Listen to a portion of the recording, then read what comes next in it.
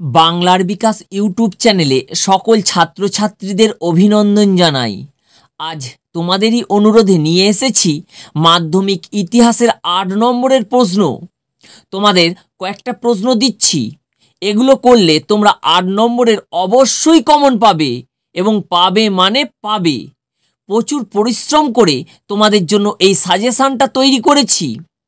এর পরের ভিডিওতে তোমাদের ৪ নম্বরের কোশ্চেনগুলো দেবো, তাই প্রত্যেককে অনুরোধ সম্পূর্ণ ভিডিওটা দেখো এবং মন দিয়ে শোনো।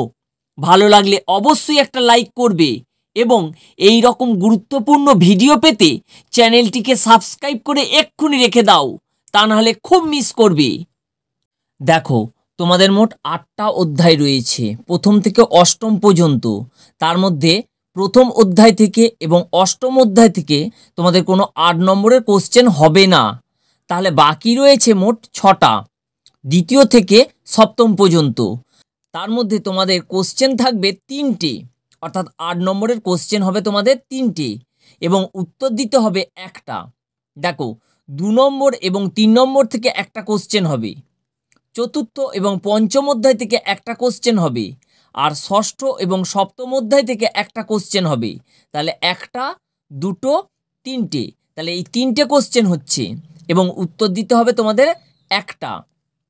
সমস্ত সালের কোশ্চেন ঘেটে তোমাদের জন্য ২২ বছরের অভিজ্ঞতাকে কাজে লাগিয়ে সাজেশানটা তৈরি করেছি। তাই দৃঢ় বিশ্বাসে বলছি তোমরা অবশ্যই কমন পাবে এবং 100% কমন পাবে।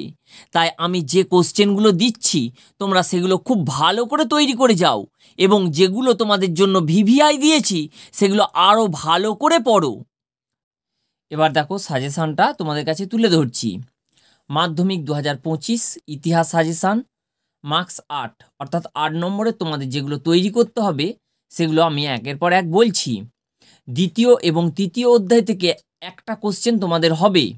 দেখো, দ্বিতীয় অধ্যায় থেকে ১ নম্বর, শিক্ষা বিস্তারে প্রাচ্যবাদী ও পাশ্চাত্যবাদী বিতর্ক কী? ওর সাথে আর একটা কোশ্চেন, উচ্চশিক্ষার বিকাশে কলকাতা বিশ্ববিদ্যালয়ের ভূমিকা আলোচনা করো। এটাতে রয়েছে ৫+৩। তারপরটা দেখো, ১৯ শতকের বাংলায় সমাজ সংস্কার আন্দোলনে ব্রাহ্ম সমাজগুলির কিরূপ ভূমিকা ছিল? এটাতে রয়েছে ৮ নম্বর। তারপরে দেখো ৩ নম্বরেরটা, ১৯ শতকের প্রথমার্ধে সতীদাহ প্রথা বিরোধী প্রচেষ্টাগুলির পরিচয় দাও। ওর সাথে একটা কোশ্চেন রয়েছে, রামমোহন রায় কিভাবে সতীদাহ প্রথা বিরোধী আন্দোলনকে সাফল্যমণ্ডিত করেন? এটাতে রয়েছে ৫+৩। তাহলে দ্বিতীয় অধ্যায় থেকে এই ৩টি খুব গুরুত্বপূর্ণ। তারপরে দেখো, এবার তৃতীয় অধ্যায়। এবার দেখো, তৃতীয় অধ্যায় থেকে যেগুলো করবে, দেখো, সাঁওতাল বিদ্রোহের কারণ এবং গুরুত্ব আলোচনা করো। পরেরটা, নীল বিদ্রোহের কারণ ও গুরুত্ব লেখো। তারপরটা দেখো, ওয়াহাবি আন্দোলনের সংক্ষিপ্ত পরিচয় দাও। তৃতীয় অধ্যায় থেকে এই 3টে তোমরা তৈরি করছো। তাহলে দ্বিতীয় অধ্যায় এবং তৃতীয় অধ্যায় থেকেই তোমরা যে কোনো একটা কোশ্চেন পেয়ে যাবে। এবার দেখো, চতুর্থ এবং পঞ্চম অধ্যায় থেকে একটা কোশ্চেন তোমাদের আসবে।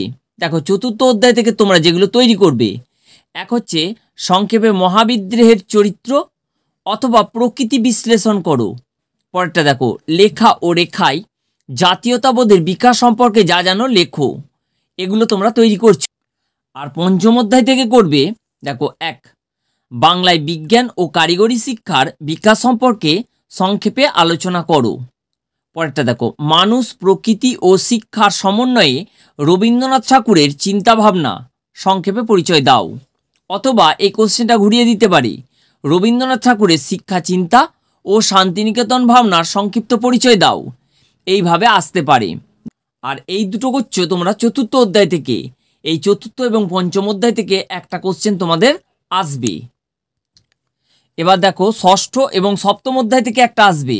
ষষ্ঠ অধ্যায় থেকে তোমরা যেগুলো করবে, ১ ২০ শতকের ভারতে উপনিবেশ বিরোধী আন্দোলনে বামপন্থীদের ভূমিকা আলোচনা করো। আর একটা করবে, ভারত ছাড়ো আন্দোলনে শ্রমিক শ্রেণীর ভূমিকা লেখো।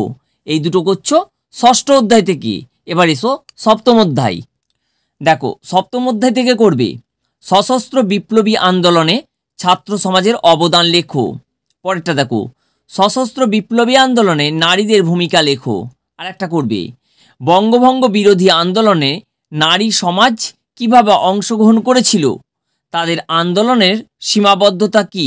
দেখো এটা আছে 5+3, তাহলে এই 3টে করবে সপ্তম অধ্যায় থেকে। তাহলে দেখো ষষ্ঠ এবং সপ্তম অধ্যায় থেকে তোমাদের একটা কমন আসবে। এবার দেখো যেগুলো ভিভিআই দিয়েছি সেগুলো খুব ভালো করে পড়ে যাবে। যেমন দ্বিতীয় অধ্যায়ের 1, 2, 3 এই 3টে দিয়েছি, তৃতীয় অধ্যায় থেকে তোমাদের দিইনি। তারপর দেখো চতুর্থ অধ্যায়, দেখো চতুর্থ অধ্যায় থেকে 2টোই দিয়েছি। এবার পঞ্চম অধ্যায়, দেখো এবার পঞ্চম অধ্যায় থেকে 2টো দিয়েছি, এই 2টো। এবার এসো ষষ্ঠ অধ্যায়, ষষ্ঠ অধ্যায় থেকে 1-1টা দিয়েছি। এবার এসো সপ্তম অধ্যায়, সপ্তম অধ্যায় থেকে তোমাদের 1-1টা দিয়েছি এবং 2-1টা দিয়েছি। যে কটা ভিভিআই দিয়েছি সে কটা খুব গুরুত্বপূর্ণ এবং সে কটা তোমরা খুব ভালো করে পড়ে যাবে। তাছাড়াও তোমরা সব কটা পড়ে যাবে। দেখো একটা 8 নম্বরের কোশ্চেনের জন্য তোমাদের অনেকগুলো প্রশ্ন তৈরি করতে হচ্ছে। আমি বলবো তোমরা সব কটা প্রশ্ন তৈরি করে যাও। এতে যেমন তোমাদের 8 নম্বরের জন্য তৈরি হয়ে যাচ্ছে, তেমন 4 নম্বরের জন্যও তৈরি হয়ে যাচ্ছে এবং সমগ্র বইয়ের প্রায় 50% পড়া হয়ে যাচ্ছে। তাই তোমরা সব কটা প্রশ্ন খুব ভালো করে তৈরি করে যাও। এখানেই সাজেশানটি সম্পূর্ণ হলো। পরীক্ষার পর কিন্তু আমাকে একদম জানাতে ভুলবে না। পরের ভিডিওতে ইতিহাসের 4 নম্বরের কোশ্চেনগুলো দেওয়া হবে। তাই সকল শ্রেণীর ছাত্রছাত্রীদের বলবো, সকল শ্রেণীর মোস্ট ইম্পর্ট্যান্ট সাজেশান পেতে বাংলার বিকাশ ইউটিউব চ্যানেলটিকে সাবস্ক্রাইব করে রেখে দাও। বন্ধুদের অনেক অনেক শেয়ার করো, ভালো লাগলে লাইক করো। আবার পরের ভিডিওতে তোমাদের সঙ্গে সাক্ষাৎ হবে। সকলে সুস্থ থাকো, ভালো থাকো, ধন্যবাদ।